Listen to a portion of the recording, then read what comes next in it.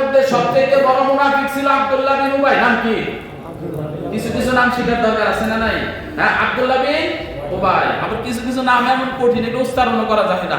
জাতিসংঘ থেকে এক লোক আসছিল কিছুদিন আগে, অনেকদিন আগে, তার নাম হলো অস্কার ফার্নান্দেজ তারাঙ্কো। কি নাম? নাম অস্কার ফার্নান্দেজ তারাঙ্কো। এই যে নাম, এগুলা কি থেকে কি পাঠাইছে। আবার পাকিস্তান থেকে পররাষ্ট্রমন্ত্রী সম্পদ আছে ওয়ারশি, ব্যারোনাস সাইদা ওয়ারশি। নাম, নাম মুখস্থ করতে সময় লাগে, তাই না?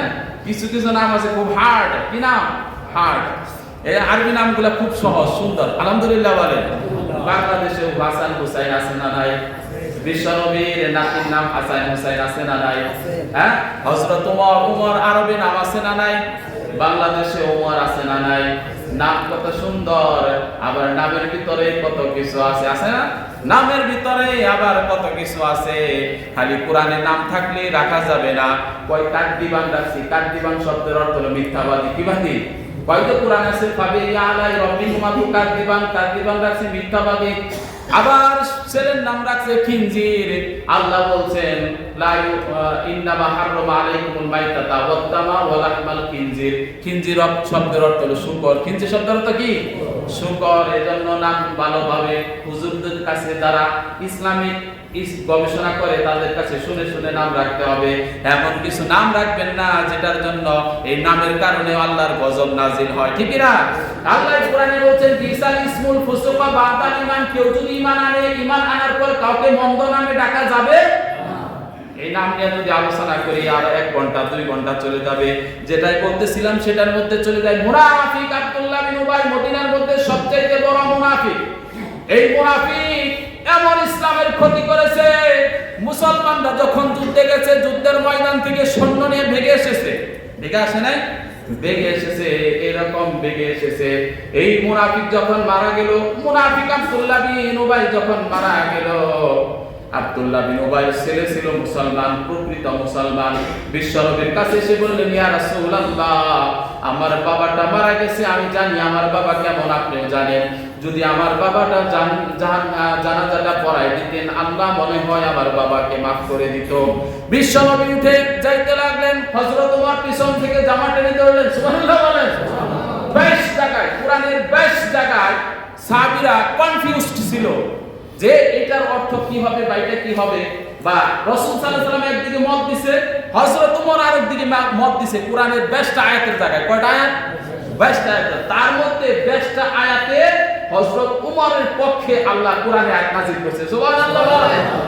দেখছেন কত বড় ডাকাত থেকে কি বানাই দিছে আল্লাহ, যে ওমর বিশ্বনবীর গলা কাটতে যাচ্ছিলেন সেখান থেকে স্বর্ণের মানুষ বানাই দিছে। কারণ তারা কোরআনের সংস্পর্শে আসছে। কিসের? কোরআনের সংস্পর্শে। কোরআন ছাড়া দুনিয়াতে শান্তি কামাই করা সম্ভব না।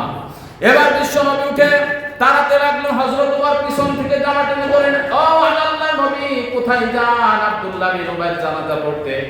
হযরত ওমর বললেন না, আপনি যেতে পারবেন না। এটা কত ক্ষতি করেছে। যুদ্ধের ময়দান থেকে মুসলমান সৈন্যদের ভেগে এসেছে, হাজার হাজার মা বোনের ইজ্জত নষ্ট করেছে, মুসলমানদের সম্পদ নষ্ট করেছে।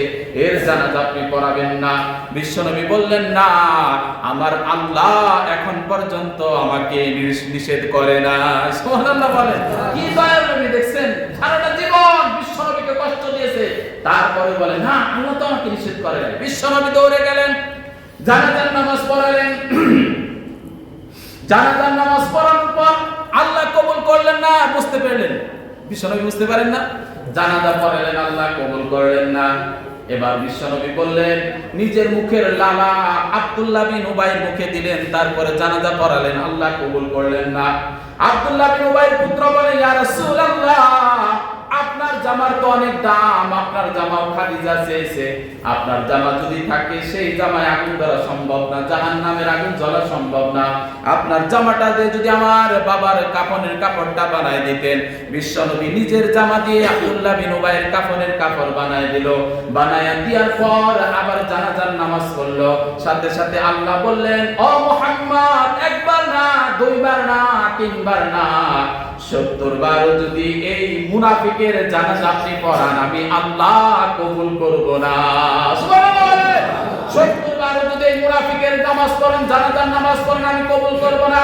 বাংলাদেশ সহ যারা মুসলিম কান্ট্রি, 57টা মুসলিম কান্ট্রি যারা মুনাফিক, মুনাফিকের সরকার যারা, প্রেসিডেন্ট যারা, তাদের জানাজা আল্লাহ কবুল করবে না, ঠিক না? এক মুসলমান আঘাত করলে তোমাকে সাথে সাথে প্রতিহত করতে হবে, প্রতিবাদ করতে হবে। তোমার হাতের শক্তি আছে, হাত দ্বারা প্রতিহত করো। হাতের শক্তি নাই, মুখের শক্তি আছে, মুখের কথা দ্বারা প্রতিহত করো। মুখের শক্তিও নাই, মনে মনে ঘৃণা করো, তারপরও তোমাকে প্রতিবাদ করতেই হবে, ঠিক না? এজন্য আব্দুল্লাহ বিন উবাইর মতো আমরা মুনাফিক হতে চাই না।